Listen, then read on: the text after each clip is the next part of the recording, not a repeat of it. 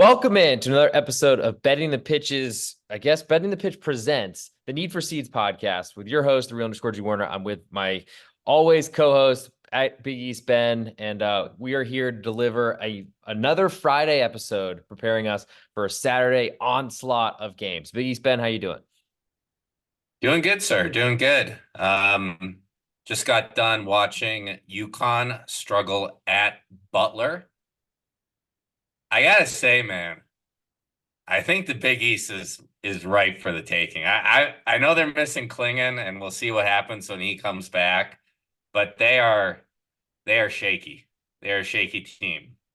I feel like there's been a lot of upsets in the conference that you have named yourself after on the xtwitter.com or whatever we're calling it. We're going to go through looks like a 6-pack of games, and they're not all the biggest names. So we might catch some potential value, maybe being a little bit off the beaten path, if you will. And then we'll come up with best bets end of show. It doesn't have to come from these games, but mine certainly will on this episode.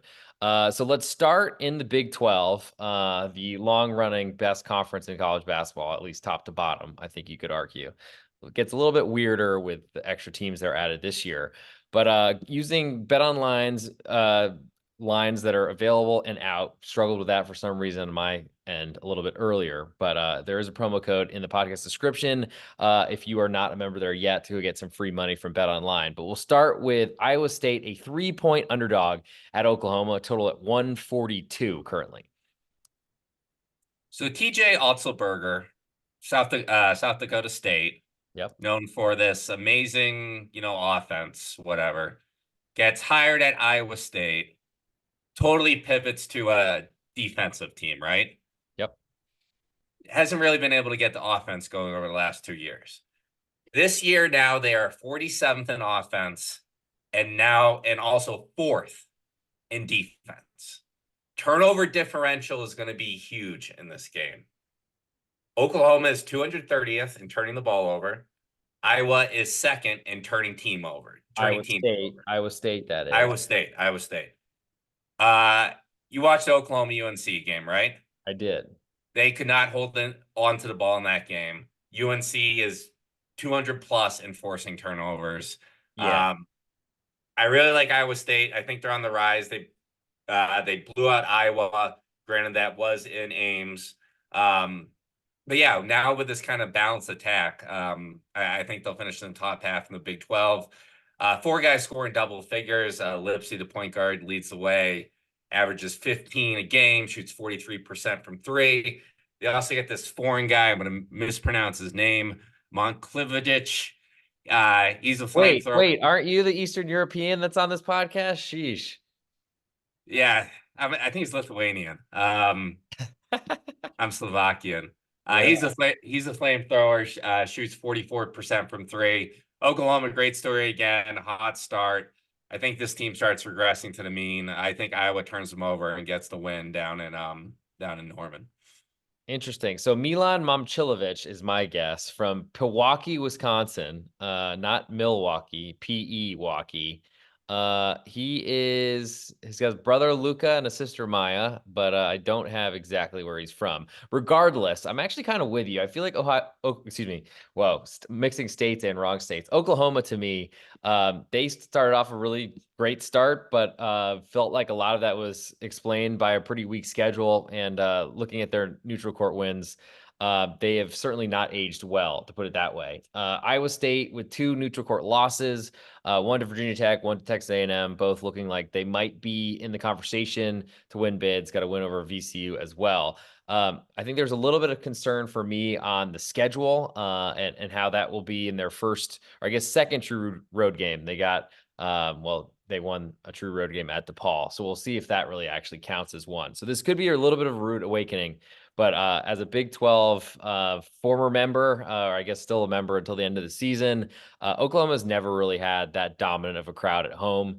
And I think now that we've seen this line climb to 3, there's a little bit of room to lose and cover at the bell if you keep it close. I guess it sounds like Ben is expecting Iowa State will win this one. I think I'm going to go with Oklahoma just because I'm less confident in Iowa State so far to start this season. But I really don't like it too much. And I think if it hit the 3.5, I think I would probably be on Iowa State. But since it's just a possession, I'll take the home team, though I'm not anywhere near as confident in that, just a little bit concerned about Iowa State. So move next to Mom Silovich was Mr. Basketball in Wisconsin last year and didn't get offered by the Badgers or Marquette. Kind of interesting. well, we know Wisconsin only takes their players from Minnesota, so that's probably part of it. But I don't know necessarily how to explain Shaka Smart other than maybe you returned too much talent and didn't have enough room for the Mom Chilovich fella. We'll stay in the Big 12 as I'll save our one of the games that you highlighted as one of our 6-pack for my best bet end of show. But I'll go I guess a little bit north to Kansas, as we love giving directions on this podcast. And TCU visits KU, and I might as well do this right and try to pull up a current spread here. So we have Kansas an 8-point favorite at home to TCU, which feels a little bit lofty to me based on not so much the location of where this game's being played, of course, at the Phog, scariest place, and maybe all of college basketball to visit, especially now that the Kennel is losing straight up to San Diego State at home on Friday nights. But TCU, they've honestly, they're always playing a really weak schedule. What do you got for this game? Total at 150.5. Take a guess how many top 100 wins TCU has this year. As many as you and I. That's correct. Best win over Arizona State, 103. Who's actually come on recently. They might not be as bad as I thought. Lost pretty handily to two teams, the two top 50 teams they play this year in Nevada and Clemson. They also, I think we've talked about on this podcast, they should have lost to Georgetown if the ref actually called that guy out. You did. Yep. They can't shoot the three ball for shit. 60% of their points come from two. That doesn't really bode well when you got a guy like Hunter Dickinson in the paint. I don't know if you heard about him. Believe it or not, I have. Yeah. He was from DC, but didn't get recruited locally, and so he went to Michigan, I think, and then dropped 30 points every time he played Maryland, something like that. Yep. Yeah. Decent guy, decent player. But yeah, best player is this Emmanuel Miller guy. I think you can put McCullers on him, shut him down. I don't think the guards are that great. Like Jameer Nelson Jr. I think Yeah. his dad's way better. And then Still today. yeah, yeah, still today. And then the Tennyson guy, I haven't been impressed with. Again, Clemson just rolled over. They just have they just run and hope for the best. TCU. So TCU, I think Jamie Dixon, he's been ever since he was at Pitt and tried to play competitive schedules, realized that that's not the way to make the fans love him. And they still drove him out of town. But ever since he reached TCU, I think he was trying to reach maybe 25 wins every season as some sort of bonus measure in his contract. It's worked really well, but playing the Sisters of the Poor is not the best idea for preparing yourself for a really strong conference. It's a good way to get your record up, but unfortunately, that is sometimes seen through by the NCAA selection committee. As you mentioned, the loss on a neutral to Clemson was a fairly tight game, but a loss at that. And then losing Nevada, not great. Also, I think in the I want to say the championship. Yeah, Griffin, you got to remember though in that Clemson game, like the refs totally screwed the Tigers with that PJ Hall fourth foul early in the second, and Clemson still was beat them pretty handedly. Yeah, okay. Well, I'll give you that. I don't, unfortunately, I have too many head injuries. I think I don't remember it that vividly, but I'll give you that. The Arizona State win, not great. Now they're going on the road to KU, a really tough place to play. And I feel like there's a little bit of revenge factor here. I want to say TCU beat Kansas. Was it last year? Whooped them. Yeah. So At Allen. Yep. at Allen, yeah, by 23. I think I was Yep. in Vegas. I think I was in Vegas for that one, and that was before the Red Bull vodkas hit. But really, what TCU does is they want to get to the offensive glass a ton, and unfortunately, with Dickinson now in that lineup, I feel like Kansas is kind of big. McCullough in there, plus KJ Adams and Dickinson at 7'2" listed on Torvik. We'll see if that's actually that high in the NBA Combine. But that's pretty tough for TCU to try to go win the offensive glass and win it on the road by enough to overcome some 3-point shooting shortcomings. So I think I'm with you here. I don't think I mean, it's kind of a similar situation, though I think Iowa State will be much closer to Oklahoma. I think TCU, yes, a much bigger spread at 8. I don't think it's big enough for me to play them. I think I need a full like 9 points of fouling, and probably even a little bit more to get interested in that side. So are we both going KU in that one? Rock Chalk, baby. I will not be saying that, but I understand the sentiment. We'll move next to the Big Ten and what is actually a decent battle, I think, of Ohio State visiting Indiana. Let's grab before we get too far what this little total is. And actually, we have a pick 'em right now, a little bit more juice than Indiana Ooh, side, and the total is 148. So pretty much we have Indiana wanting to go inside, Ohio State having at least something on the perimeter. What else you got on this one? I got the Hoosiers at 2.5 earlier today, so glad I jumped on that. Um, Hey, Ohio State, under uh, 3, under possession, sometimes those points don't matter. yeah, I know, but still, when the line moves, you feel like you at least get a small victory Yes, in your indeed. favor. Ohio State, 5-9 over the last 3 years as a road favorite against the spread. That Penn State game collapse when I backed the -6 is still really fresh in my mind. Mm. I couldn't believe that. They've squeaked by in their last two against West Virginia on a neutral and against a bad Rutgers team at home. A Rutgers team that almost lost to Stonehill, which I think is like 340th in KenPom. Don't worry, Rutgers, Ace Bailey, and the other Harper kid are coming down the pipe. So just look forward to that. Yep. Um, as far as the Buckeyes, they go as Bruce Thornton goes. He's kind of the do it everything guy for them. I think the Hoosiers can put Trey Galloway, 6'5", very lanky, solid defender on him and shut him down. Big size advantage for Indiana inside with Ware and Renew. Um, Buckeyes very undersized. They got one guy who goes 7 feet, blanking on his name. Uh, not Key. Are we talking Key? No, Key's like 6'8". Okay. Um, Akpara, maybe? Is oh, it, oh, Opara, yeah, Felix Opara. okay. But he's nothing special. After that, I mean, it really drops off. Uh, Assembly, we know best venue in all, one of the best venues in all sports. Sink the Biz, shout out Neil. Ooh. And Thanks for leaving us at the bar in Milwaukee without saying yeah, anything. thanks, Neil. Take that. But yeah, I think Woodson really gets on his guys after an awful showing in Lincoln against the Huskers. And yeah, I mean, you saw it when they played Kansas at Assembly, like the team lights up under there. So I like the Hoosiers here. Yeah, and one little piece of potential benefit, their point guard, Xavier Johnson, returned for 14 minutes in that loss at Nebraska. I think every day that he plays further, that will allow, I think, a better sort of rest scenario to have, because I think they want Galloway to come off the bench and be a backup point guard, or at least backup ball handler, maybe still on the floor, but playing other positions and using his size in different ways.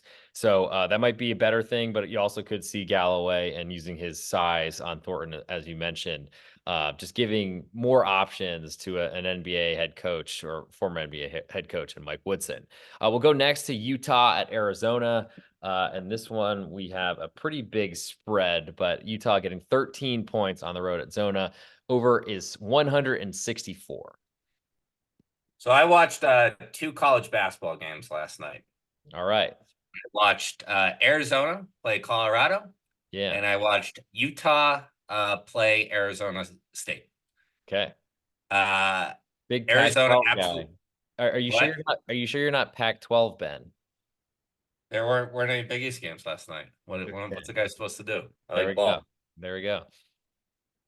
Uh, Arizona, I think Lloyd's got on F. I mean, that Stanford game was an aberration. Stanford putting up 103 on them. Peja Stojakovic's kid is going to be a lottery pick. That he's an incredible shooter. I just see this game going similar to when the Wisconsin Badgers visited Tucson and Utah. They just don't have enough firepower. I mean, they got the 7-footer Carlson Yep. inside. Ballo has a 40-pound weight advantage. I think he just bullies him and shuts him down. I think you can put Kashad Johnson on Gabe Madsen. on the perimeter, shoot him down. Utah's an awful foul shooting team. They are shooting well from three. They're 18th in the country. They weren't supposed to be a good 3-point shooting team, surprisingly. So this might start reverting the mean, but this is also a Utah team that isn't great defense. I mean, they gave up 90 points to Washington. They don't turn people over. They don't have great defense inside. Now it is 11 and a half, and that does make me nervous. Sorry, 13 is what our current It's number. up to 13. Yes. I mean, I grabbed it at 11 and a half. So but still, I mean, it's not a huge difference once you get beyond fouling. And unfortunately, what I found with my proclivity for underdogs, unfortunately, the more points you get, the more garbage time there is when the backups of the better team is coming on to score their points and get potentially more minutes.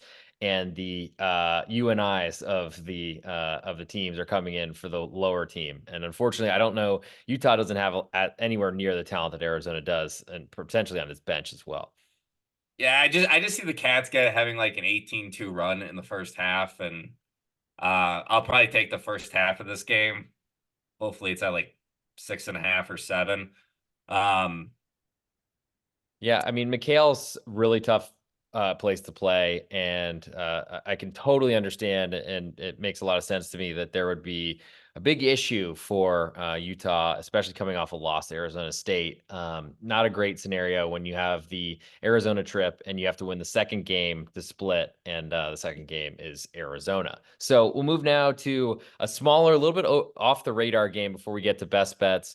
And we're actually going I guess out west, but it's not all the way to Hawaii. Hawaii is involved in this game though, and the Fighting Aaron Ganoes are on the road and they're visiting Cal State Northridge, the CSUN Matadors, if I remember correctly, who took down UCLA on the road, I want to say. But then again, maybe that's not as impressive as it once was when John Wooden was the head coach. But also, Northridge did just beat Long Beach State, and now I'm going to make sure I don't steal any more of your thunder. So I'll just give you the reading of the total, and I'll get us. So we got Northridge a 1-point underdog right now at home. Over under is 146 and a half. Cal State Northridge There we is go. 11-1 against the spread this year. Hey The now. only team better is Minnesota, who is 12-1. And Wow. consequently, I bet the one, and that was they were up Collapse in by Missouri. 18 against Missouri with 10 minutes left, plus 1.5, and they lose by 2. That was an awesome game. Hey, some of those things do happen. Unfortunately, in this sport, it seems to be worse than any other. Go ahead. So Cal State Northridge. So these guys started the season 322nd in KenPom. They have this new coach, Andy Newman, who just his philosophy is run, run, run. They're the 18th fastest team in the country. They crashed the glass. They returned 3 of their top 5 starters this year. Like you already said, they have a win over UCLA. They have a win over Long Beach State. They also played Stanford and lost the single digits. They have the best player in the court in this game, Deshaun Allen Eakins. He's averaging 19 points a game. He looks like a David Roddy type, Okay. big butt, Ooh. can kind of finish from anywhere. 42% from three. I think that's something David Roddy would have dreamed of back in his CSU days. Yes, but build, David Roddy build. We got the point. You mentioned his butt. I mean, come on, here we go. Yeah. A lot Ooh, of squats, a lot of squats. man. Here we go. That butt looked good in that Colorado State green, huh? Jeez, here we go. All right. All right. Bring it down.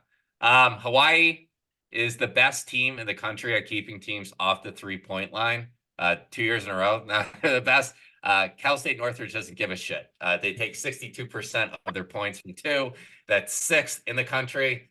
Hawaii's also lost 3 of their last 4. Granted, 2 were against Georgia Tech and TCU. But they're coming off a competitive game against Cal State Bakersfield only 2 days ago. I think Cal State Northridge goes 12-1, goes to 12-1 against the spread. Give me the Matadors. Nice. Yeah. Let the Red. Bulls, oh boy, props were coming in. Hopefully not David Roddy's butt. Oh, there we go. Red. Yes, I get it. Like the Bulls. Got it. Yeah. Uh-huh.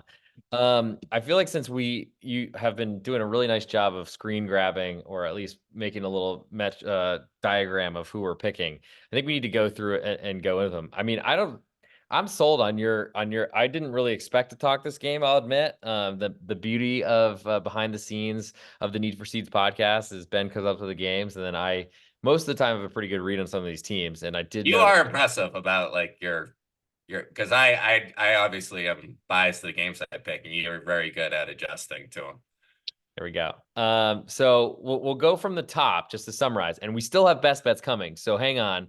Actually, before we do that, before I have to go through our last pick, which is going to be my best bet, but I'll tell you my side of it after the summary and after I drop in a couple places where you need to follow us on Twitter at Big East Ben at 3_G Warner. You got to hit the like button or subscribe button on YouTube. That'll help a big time, get us in front of more viewers and potentially get us more episodes, because the more times we're listened to, the more times we're watched, the more times we're apt to record. Also, you got to check out and leave a 5-star review on Apple Podcasts or on Spotify. If you leave something nice or really anything and it's college basketball related, I have no choice but to put it in the hands of Big East Ben to add some sort of prop, whether he's letting a bull run by him as a matador or giving us different reactions to potential Marquette results since he didn't watch the game yet. I know that's why everyone is watching this, besides the amazing amount of social media content we put out. So thank you all for your support. But let's go to that last game, which I'm going to have a best bet on. And it's Auburn at Arkansas, which,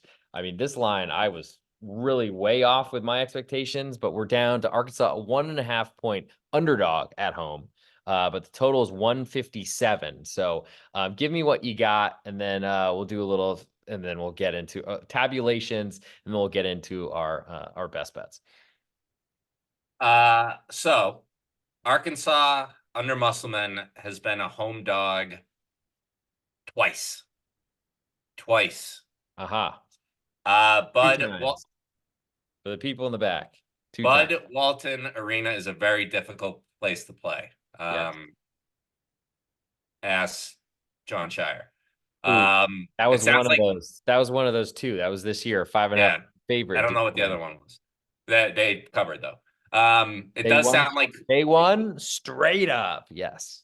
It does sound like Khalif Battle is playing, crucially, as he is the third leading scorer on the team. I think L. Ellis is the X factor here, the transfer from Louisville. Louisville, 5-star guy. And their losses to OU, UNC, and Memphis. He had as many points as TCU has top 100 wins. Tying it back. There we go. Yes, that's what we call a The same callback. amount that you and I have of top 100 wins. Correct. Right. Auburn has that blazing offense, but I think they are overrated. They're 10th in Ken Palm. They've only played that one top 50 Ken Palm game against Baylor, which had lost in South Dakota. They do struggle on the road. This team lost 6 straight in SEC play on the road to end the year last year. Already have a road loss at App State, which I have no idea why Bruce Pro scheduled that game. Again, I don't understand why he played Baylor in South Dakota either. The guy's a madman. Arkansas gets to the line, 5th in the country. Auburn hacks away, 317th in falling. Those numbers also flip if you look at the reverse, but we are in Fayetteville, so I think that gives advantage to the home team. Auburn really bad at 3-point shooting. They do have an edge in offensive rebounding, but I feel like Broom kind of gets like pushed around by the better teams. I'm curious to hear your thoughts on him. And I think we crowned Aiden Holloway a diaper dandy a little too early after that Baylor game. He's only topped that 19-point showing once in the game since, but curious to get your thoughts. Sure. So I'll probably paint the picture for the best bet that will come on the other side. And we got to do some tabulations of who we're picking of our games to watch this week, our 6-pack of Coors Banquets. So I think I know where you're going to go, but save your pick to confirmation until after. But my concerns are similar to what you've highlighted. Auburn has absolutely no conscience, and their coaches preach that to their players to go if you're open over half court, you can take the shot, maybe even at half court or maybe even at your own free throw line. Bruce Pearl doesn't seem to have any control. I think it worked really well when he had a bunch of shooters and they made a run to the Final Four and probably should have been in the championship game if not for that incredible run by Virginia, which makes me want to vomit every time I think about it. But at this point, it's kind of amazing to me that it's still a strategy he employs. And it's certainly why they struggle so much away from home. Because at home, they're great. They have a huge crowd behind them. The press works. They get to foul everyone the whole game and nothing gets called.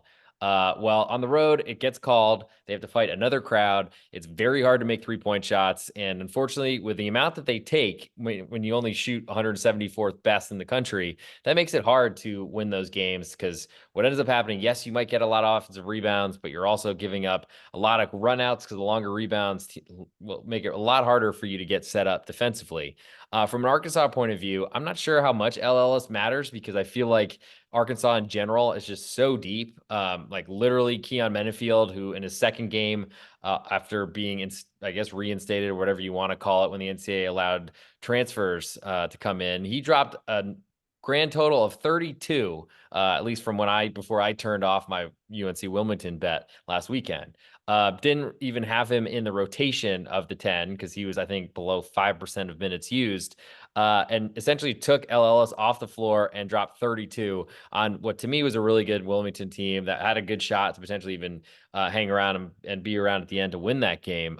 Ended up covering 10-point spread, made his first 3-point shot of the year en route to 32 points. So I think what Arkansas and Auburn are both are teams that try to be very deep and they try to use their physicality. They both have pretty big home and road splits. So I think Auburn as a road favorite here. I was not expecting it. I thought that Arkansas would be the favorite. So I'm even more confused about the love for Auburn at this point and really wonder where it comes from. I think they're a good team that should potentially finish high in the SEC conference standings, but I think they're even picked lower in the coaches poll than Arkansas was in the SEC. So it just a lot doesn't make sense to me here. And I think there's a good chance that we get back to maybe some sort of sanity after the result this weekend. So before we get to tabulating our picks for our 6-pack, just to make sure everyone has them and get to our best bets, as I mentioned, if you're not following us yet on Twitter, at Big East Ben, at @the_real_G Warner. I totally forgot about Mennefield. Yeah, those Well, 32 against UNC Wilmington. yeah, didn't even know him, and then all of a sudden he was raining threes all over me. Unfortunately, He was decent at Washington too, 10 points a game. But yeah, I mean that's another weapon. yeah, I got a future on Arkansas to win the SEC, so hopefully they. There we go. Must bus. It derailed enough in the non-con. Hopefully they are back on the track as we get into the most important part of the college basketball season. As you mentioned, that home court is going to be huge. But so if you're not following us on Twitter at Big East Ben, at @the_real_G Warner, slide in our DMs whenever you'd like, whether you want to talk about David Roddy's butt or not. I would please direct those at Big East Ben or at Pac-12 Ben, depending if that handle is taken. If you are not, I guess, subscribe to the show, do it on YouTube. Also, Apple Podcasts, on Spotify, leave a 5-star review, write something, and we'll have it read. And that would be really helpful because I can only imagine what Big East Ben will put out there. And if you know us and want just Ben to do weird stuff, you could certainly do that as well. It's what we're doing for 5-star reviews. So go ahead, throw it out there. Whatever you want.